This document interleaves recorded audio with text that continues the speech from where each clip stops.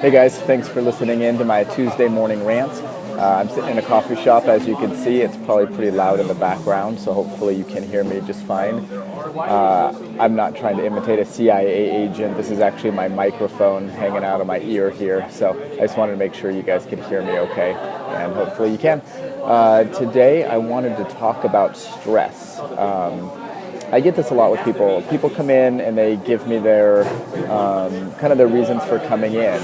Back pain, hip pain, weight gain, hot flashes, insomnia, digestive stress like heartburn, constipation, loose stool, bloating, what else? Autoimmune diseases, allergies, growth, lumps, bumps, tumors, hormone imbalance, low sex drive. List goes on and on. So my point being, I get a kind of a puzzled look from people when they tell me what they want to see changed, and I tell them that the root cause is stress.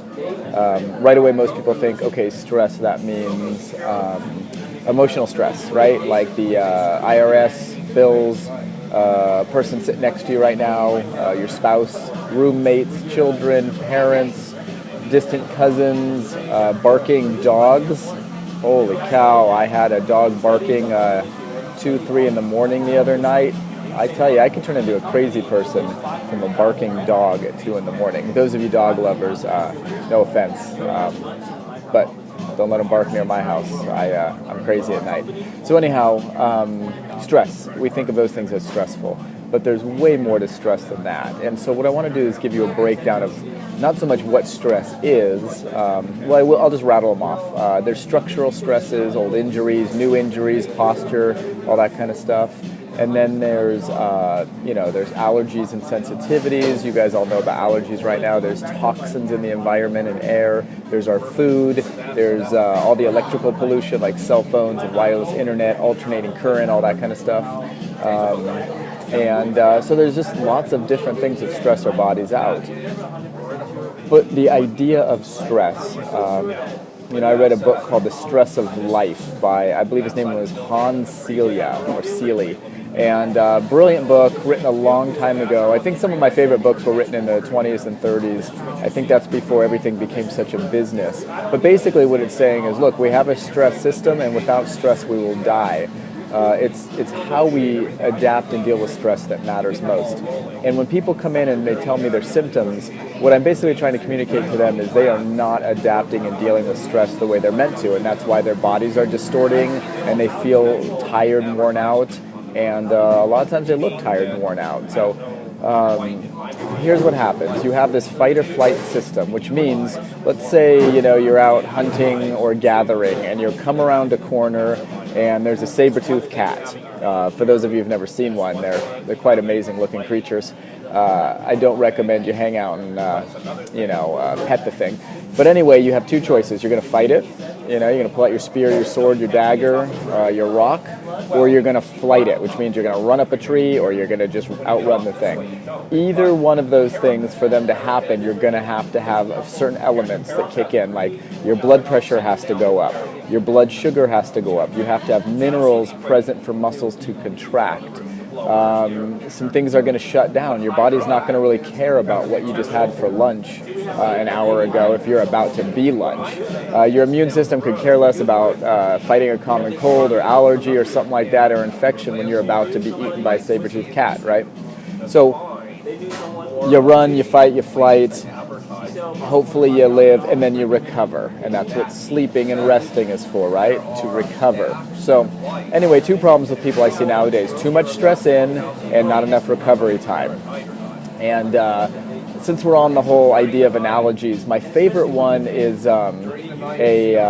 let's say, I don't know what hunts a gazelle. I think I've seen wolves hunting gazelles before, or some other critter. I lived in Wyoming for a while, and who knows, they might not have even been gazelles. They might have been some sort of sheep or some sort of, cute little, prancy kind of animal. Anyway, one is a carnivore and wants to eat the other, and one is an herbivore and wants to get away from the other. So the wolf stalks, the gazelle, and at the last second it gives a full-on blast of energy and speed, everything it's got to catch that darn thing.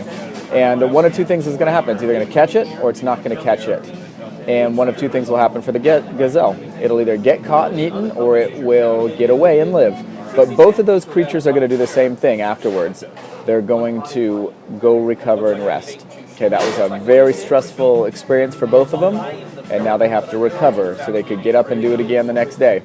The one thing I love about a gazelle or a lion or a tiger or whatever big cat gets its prey is when it's done, whether it gets it or not, it just kind of drops down, pants a little bit, and rests. I'll eat later. And so, as humans, we could learn a lot from that. So my point being, you guys have a stress system, and you have a stress system that's probably not quite working out properly. And that is really going to be the cause of most of your problems, if not all of them. Because remember, when you're fighting and flighting, what goes up? Blood pressure. All right, how many people have blood pressure problems? Mineral corticoids are mineral-based steroids released by the adrenal glands to keep the blood pressure up. So those are pulling minerals out of where? Bone. How many people have low bone density nowadays? What else? Fluid retention.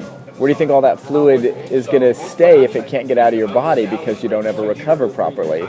Yes, your ankles. That's why you take off your socks and you have like sock outlines, or you can't even get your rings off. You know what I mean? Or your waist is larger day to day or smaller day to day within, an inch or so because you're retaining a bunch of fluid. What else happens? Blood sugar is mobilized. Well, what happens when you have too much blood sugar too long? You start to become insulin resistant and pre-diabetic.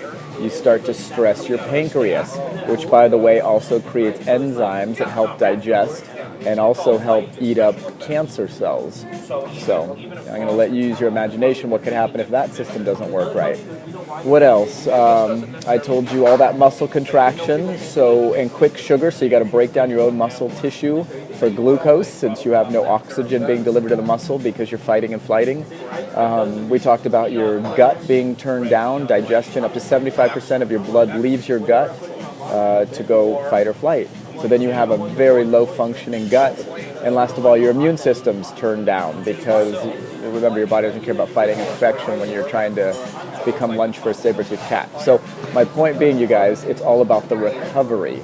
So stress in is very important, stress out. So if you have too much stress coming in, not enough stress going out, you're going to get sick.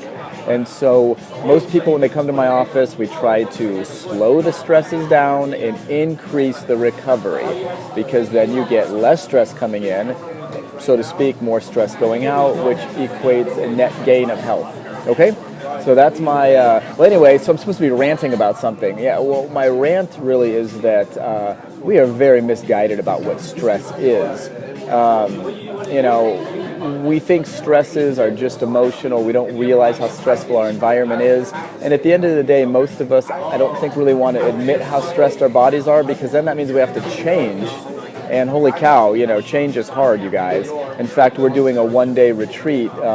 A terrific friend and patient of mine is a yoga instructor and a massage therapist. And we put together a one day where we're going to talk about how to simplify, how to listen to your body so you can understand what the heck is going on and why your body's behaving like it's so stressed. Because I do have a lot of people who come in and they tell me, look, I'm really not stressed. And I believe that they believe that. But the problem is their body is behaving like a body that has been stressed. And maybe it's not acute recent stress, but it could be 10, 20, 30 years of chronic stress.